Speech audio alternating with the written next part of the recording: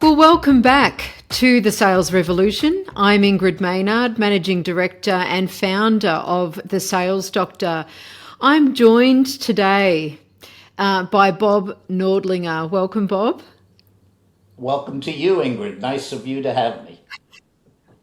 Oh, it's just, wow. Oh, it's the privilege is all mine.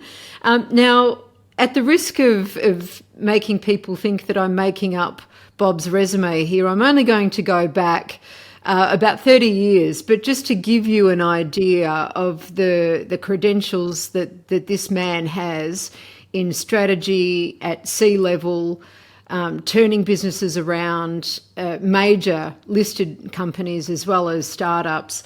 I'll just go through a few of his more recent tenures. So Bob has been the CEO and consulting director of Superior Strategy, still is. So that's been going 30 years. He was a 28-and-a-half-year veteran chairman of Tech 12 in Melbourne. So that's the executive connection. He was the guest lecturer at the Centre for Defence and Strategic Studies at the Australian Defence College on and off for 4 years. He was the adjunct professor at the Australian Graduate School of Entrepreneurship at Swinburne University for 9 years, specialising in strategic management in NBA and MEI programs. So you can kind of get a sense that strategy is the thing that seems to flow through here. He was the visiting professorial fellow at Monash University, again, specialising in strategic management and international business operations and systems thinking. His ex-IBM, his ex-McKinsey, he has turned around 5 companies, including John Holland, amongst many more. Also was the CEO of 2 startups. He hails from the US, but Bob has called Australia home since 1975. So, yeah, that's pretty impressive, Bob. Thank you. I didn't plan it that way. It's just how it worked out. Well, it's lucky for Australia. Australia's definitely had the advantage of having you as a citizen, so fantastic. Well, look, let's get started, shall we? So I'm going to start by saying the thing that most people think when they hear the word sales or salesperson or selling is that, sales is kind of like a dirty word.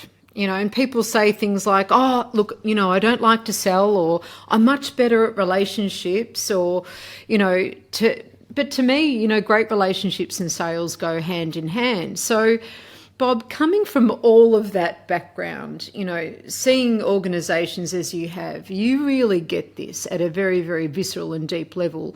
When do you think sales became a dirty word? Look, I've been thinking about that since we've been talking about this podcast. I think it actually started in the 90s when sales was seized by marketing.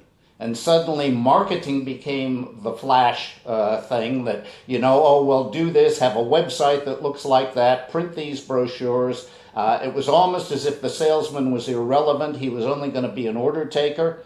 Marketing was going to do everything. And marketing were the glamour people. They still are today. One of my granddaughters is studying a Bachelor of Commerce at RMIT, and she's majoring in finance. But there are only 2 in her whole year doing finance. Everyone, she says, wants to do marketing and call themselves a marketer. So it's the glamour job.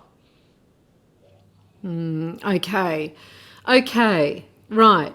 And when that flipped, what do you think was the downside of sales losing the prestige and the recognition that it used to have?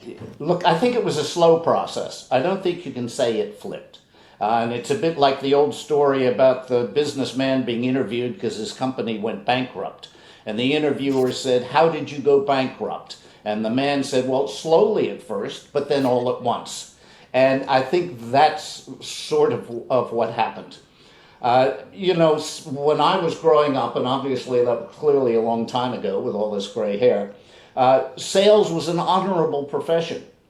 My father, after World War II, when he was an Air Force officer, he came out of the Air Force. He was an aeronautical engineer, and he took the national sales management job at a jet engine company, Fairchild Engineering.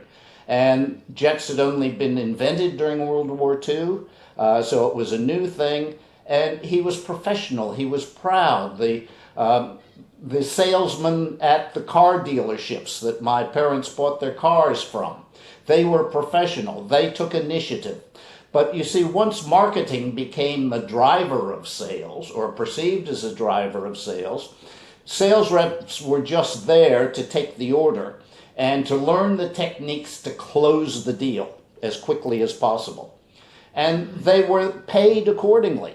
That suddenly the reason to be in sales is it was all commission, or you could get high commission, you could probably earn more money. It attracted people who could earn more money, but it was always a transactional basis. Sell this, get paid. Sell that, get paid. Sell another one, get paid. And that's sort of how it evolved. So it's no surprise that a different sort of person was then attracted into sales and given a different sort of sales training. And that sales training became all about what are some techniques. And I even know companies where the sales manager's office was called the killing room. And if you needed to get a customer over the line, you'd say, well, look, I think we can do a special deal. Let me take you into my sales manager's office. And of course, they got him in that office, and that was considered the killing room to get that customer over the line. The killing room. That's next level, isn't it? No wonder there's that association there. So I'd love to explore that a little bit more, because I think you're absolutely right about the type of people that, kind of was then attracted into sales, because it absolutely was a noble profession. And it's one of the reasons why I am so passionate about this area, because I think it can be again. Because all of a sudden, you say in the 90s, and I agree. I mean, that's kind of when I did marketing at uni, and then, left and did teaching, but, came back around and started my sales career. And, less and less people wanted the word sales in their title. And now we're all wondering where all of the great salespeople went. You've talked a little bit about where they went, but if you can expand on that a little bit more, but also talk to us about the qualities that some of the best salespeople that you've come across in your career had in common. Gosh, that's going to be the tough part of this question. Okay. Look, let's go back to the beginning part of the question, the early part of the question. How did this occur, or how did this come about? Well, marketing became the $10 word for sales, and sales became the $5 word. So, what happened to the good salespeople? Well, most of them wanted to take jobs in management because they saw limited future in sales. A lot of them had the natural skills to do the things that modern sales training does for them. So they could switch to transaction-oriented salespeople. But the ones that couldn't wanted to be sales managers. Now, when I was with McKinsey, I did a lot of work in the insurance industry. And one of the common sayings in the insurance industry is that if you take your best salesperson and make them the sales manager, two things happen. You lose a great salesperson and you acquire a terrible sales manager. It's a different skill set. It's a different personality set. And I saw bits of it along the way. When I started my financial services company back in the late 70s, it was modeled on a company I had computerized in Canada on in my IBM days. And I used them for a model for the business concept we had here. And I followed their model exactly. And we were doing point of sale leasing for business and office equipment. And there have now been lots of follow-on imitators to do that. And in those days, the Canadian company started out with going out and hiring as their salespeople the very best sales reps in office equipment companies. They sort of said, look, no one can sell better to a sales rep than a successful sales rep. Now, I followed that model out here, and it didn't work very well. And after we'd been going about 5 or 6 years, I happened to be on a business trip. And I went to the Canadian company and had a good old chat with them. And I spent a whole afternoon with their national sales manager. And I explained that I was having this problem, that I was, the salespeople, I was just having trouble getting them worked out. And he said, where are you hiring your salespeople from? And I smiled and I said, I'm getting the best reps in from the office equipment industry. He said, we stopped doing that years ago. He said, they're too transaction oriented these days. And I said, well, where are you going for sales reps? And they said, we're going for former teachers, former nurses, people that have come out of industries where they really understand relationships. He said, we can teach them how to sell. We can teach them the selling skills. That's not the basis of it. The basis of it is the ability to develop and nurture a relationship. Oh, wow. Look, that experience, that story about that experience there and that insight is really key, into attracting the right type of people, isn't it? Because you can't train somebody to care about other people. No, you can't. And look, this was 40 years ago. This was in the early 80s. The Canadians, and I suppose the Americans, I didn't pose this issue in American business trips, they were much further along in the curve in recognizing this. That, if you reward on a transactional basis, you look at people that regard sales as a transaction, if those are the people you get for, it's not a good way to become a strong sales-oriented organization. It's all going to be about the relationship with the customer. It's sometimes, I think the figures were, and I may have said them to you the other day, it is 6 times cheaper to maintain an existing customer relationship than it is to find a new one. And typically, and it's easier, because typically to find a new customer, you got to take them away from someone else. And, no competitor's going to say, hey, have a few of my customers. They're going to work just as hard to hang on to them. So it's all about the relationships that ultimately. Yep. Well, I couldn't agree more there.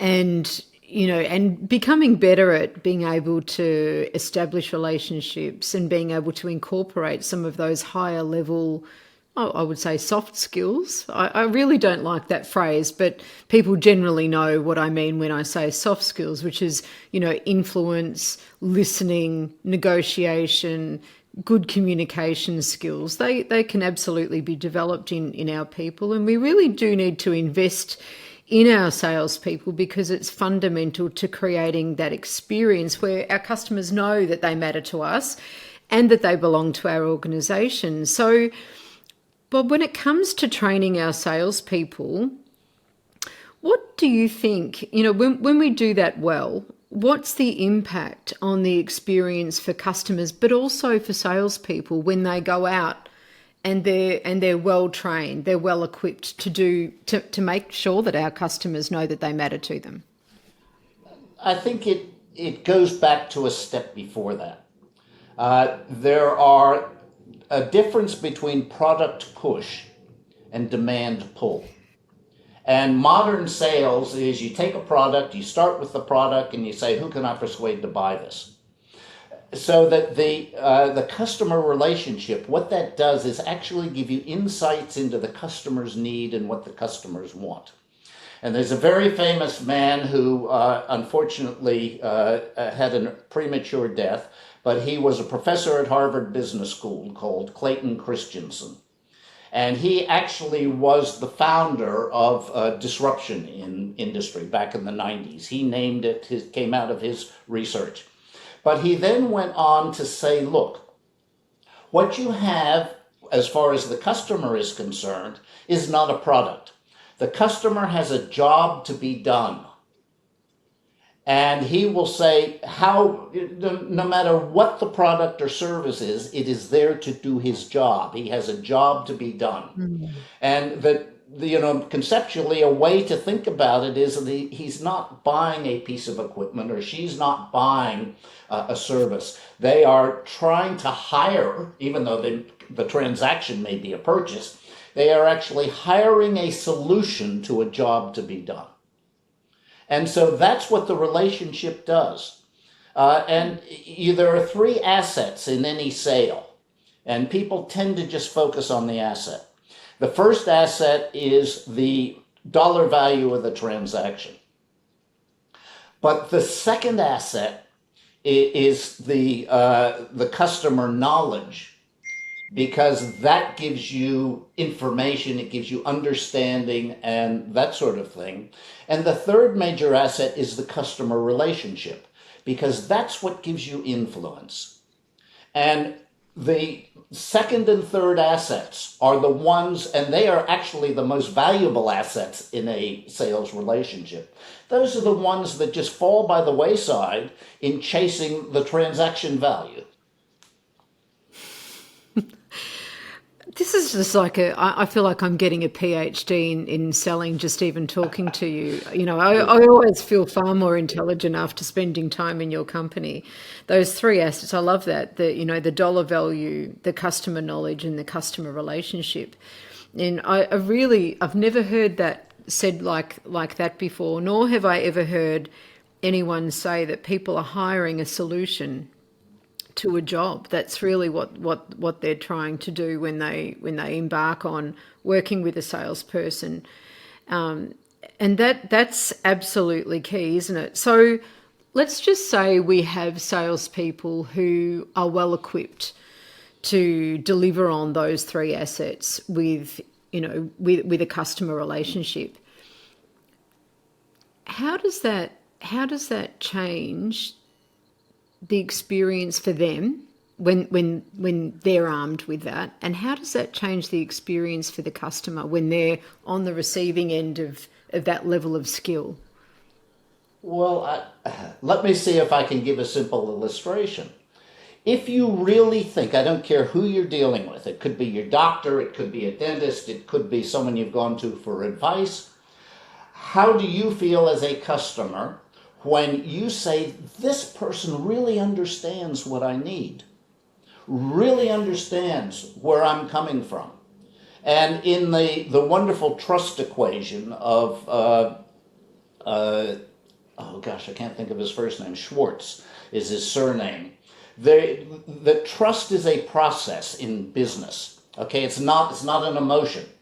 So what builds trust are competency, reliability, and he uses the word intimacy, but that is how much does this customer believe that you understand their needs, their side of the story, what they're looking for. Now, what destroys that trust is perceived self-interest. So if that sales rep says, oh, well, I'll take something that no one would ever say, but if you said to the sales rep, well, why do you recommend this model over that one? And the sales rep said, because I get a bigger commission if you buy this one. What would your level of trust be? Okay, so it's never done that blatantly, but that is the same thought process. If the customer does not believe that this person is actually looking after the customer's best interests rather than their own best interest. And so that's the intimacy that you build.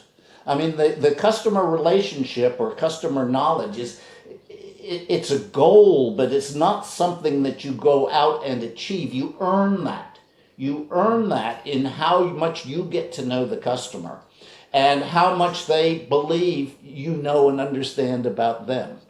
So the result is, and Stephen Covey wrote a wonderful book called The Speed of Trust, that, imagine if you were doing business and you felt you could really trust the person you were doing business with.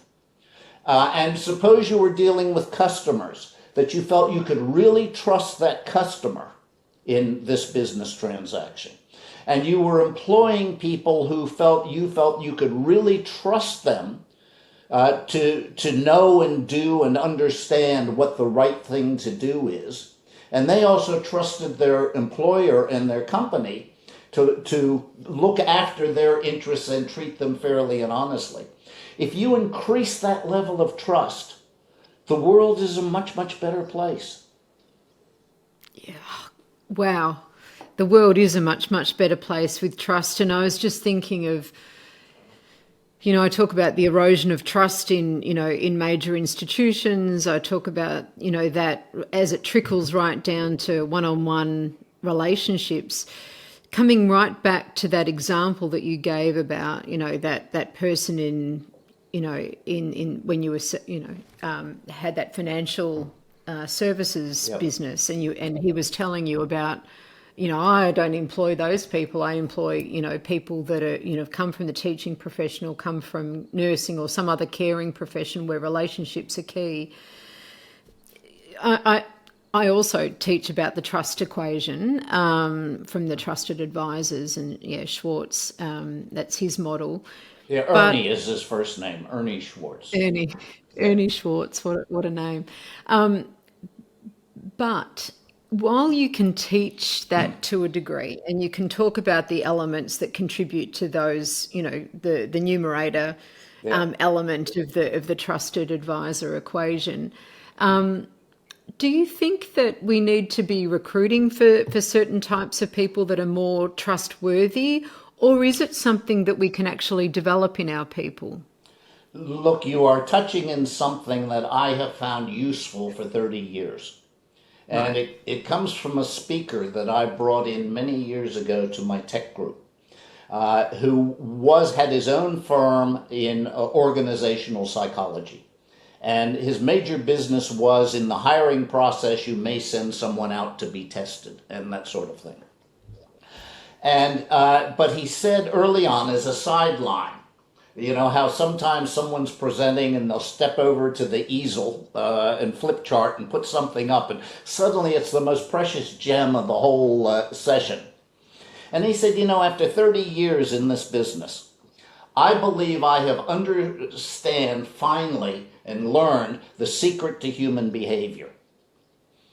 And what he said was, people fall into two categories that is hardwired into them. And it could be from any number of things. It could be a result of trauma as a child. It could be a result of the way they were raised, or the instances in their lives. And it is how they approach mentally every situation. And he said, look, people fundamentally fall into two categories. They are givers or they are takers. Now, the difference is, a giver is someone, when presented with any situation, their mindset comes from, how can I contribute to this? How can I help? The taker's mindset is, how can I benefit from this? So, for example, if you are running a business and maybe you've just got a burst of orders all at once and you need extra effort, or times are getting tough and you need extra effort, the giver, when you say, hey folks, guys, we really are going to be hard pressed to get all these orders out by the deadline, so they will come to you and say, well, how can I help? What can I do? They'll be the first to roll up their sleeves and dig in. The taker will be the person that says, oh, hey, boss, I've been meaning to ask you for a raise. And, it's true. And so, the taker looks at any situation from that point of view, how can I benefit from this? Now, they are sometimes some of the highest performing people in your organization, especially in the sales paradigm of transactions.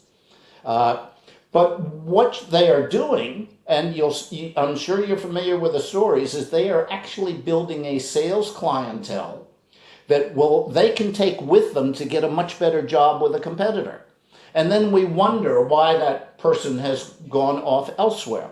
Because they are not building something for their company. They are not doing something for the company. Sure, they're performing for the company, but they're doing it out of self-interest. That there's something in it for them. So I think that, under this present paradigm where we make it a transaction oriented, sell this, earn this, sell this, earn this, sell this, earn this, we are attracting people that view it just by nature. And there's nothing bad about these people. It's just some people are hardwired to look at things from a philosophy of giving. Others are hardwired into a philosophy of how can I benefit. So, we hire and we attract, and our most successful sales reps tend to be takers because they're highly motivated to do these things for themselves. We see it over and over again. But basically, those takers are going to leave you high and dry when you most need them, and it benefits them for one reason or another. And you are better off not bringing them into your organization. And if you have them in your organization, you want to weed them out. Now, because they are usually the high performers, you can't just go in and say, well, guys, into the departure lounge, because they may have the only contact with important customers. There may be a whole bunch of reasons. So what you have to do on each one of these, you list the problems. If you terminated that person today, what problems would it create? And then you say, okay, problem by problem, what do I need to do to fix this? And then you say, how long will it take me to get it fixed? Okay, so maybe you've got to introduce someone into major client relationships. Maybe you have to hire someone with specific product knowledge. Whatever it may be, you work out the longest completion date, and then you say, that is when they go in the departure lounge. Okay, because they will not help you build a business. Wow. They are building a personal benefit. So I think that, when you ask about what kind of people do we hire, what do we need, it is the givers that are the relationship-oriented people. One of the examples that the speaker gave us was that he was with a major client in South Australia and happened to mention that his daughter was going to be coming from Melbourne to the University of South Australia the following year. This man immediately took out a business card and on the back of it wrote his home phone number. And he said, give this to your daughter and tell her to give me a ring when she gets over. We'll have her to dinner. My daughter is actually a year ahead at the University of Adelaide, and I know she will be happy to show her the ropes and help her get settled in. I mean, that's a giver. Yeah. And those are the Yep. ex-teachers, Absolutely. the ex-nurses, the people that have been in, and it's not only that, but they are the ones that become great managers. They build loyal staff. They treat them well. Why? Because they care. And, every relationship's it's like a bank deposit. If you want to make withdrawals, you better make sure you put some deposits in. And if you got someone that's only interested in making withdrawal, in the worst scenario, they have a shotgun and say, all right, fill this bag. But they will find a way to make withdrawals without making the deposits. Oh, wow. Yeah, absolutely. Oh, I just love what you were just saying then, so in terms of, really becoming a magnet for attracting those givers to the organization, a big part of that is to make sure that we're removing those takers over time by using that strategy that you said. So, working out, okay, what's the longest time frame that we've got here? What are the problems that we need to solve For that exit particular that person? Because person, they are usually... Yeah, for that particular person. Yeah, for that particular person. Now, That's exactly right. And then once you've removed those people, that's good. You're in a much better position. But what else do organisations need to do in order to, to become attractive and magnetising more of those teachers and nurses and so forth? Because I'm sure that a lot of them, won't naturally think of sales as a profession. no. Well, That's true. And not having been a salesperson myself or having to be in your position of teaching people how to do it, I'm not sure I have specific answers. Okay, but ultimately, there's an old saying, people go where they are invited and they stay where they are appreciated. So where it's got to start, and I had a really incisive question. I was giving this example about the givers and takers during a strategy lecture. And it was something that would answer a question. It wasn't part of what I was talking about or anything else. And in this group of CEOs, one asked a question, and I said, "Oh, look, that really goes to something called givers and takers." And I put all this, again, walked to the flip chart, put all of this up, and went to it.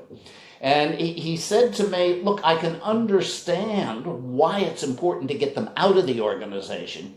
He said, "But how do you avoid bringing them into the organization in the first place? Which is where you've got to start." And I said, "Wow, that's a really interesting question. No one's ever asked me that before." I said, "But we happen to have in this group of CEOs a professional organizational psychologist." And I said, turned to her, and I said, "Sarah, if you had a client who sent a candidate to you for assessment, a pre-hiring interview, and among the tests that you were doing for intelligence and aptitude and conceptual ability and all that sort of thing, that client said to you, 'I want you to test them for whether they are givers or takers,' what would you do?" And she said, "Holy moly, I've never been asked a question like that." And she thought for a few minutes, and she came back with a great answer. She said, "I would ask them questions to assess their gratitude." She said, "A taker will never feel gratitude to anyone for anything." So if you ask them questions during the interview along the lines of, "Well, who would you say has been most helpful to you in your career? And, how did they help you?" you will get quite different answers. From givers, you will get answers talking about the help they gave and the extra time they put into you or whatever it may be. From the takers, you will tend to get answers that say, "Well, look, I had to fight tooth and nail. Nobody did this. I had to do it all myself to get where I am, and look where I am. Look what I've done." Now, how would you like to work for one of those takers? That's why people leave businesses. They leave businesses usually because of the people they work with. They don't like them. They feel unappreciated. They feel, as the old expression goes, screwed, blued, and tattooed.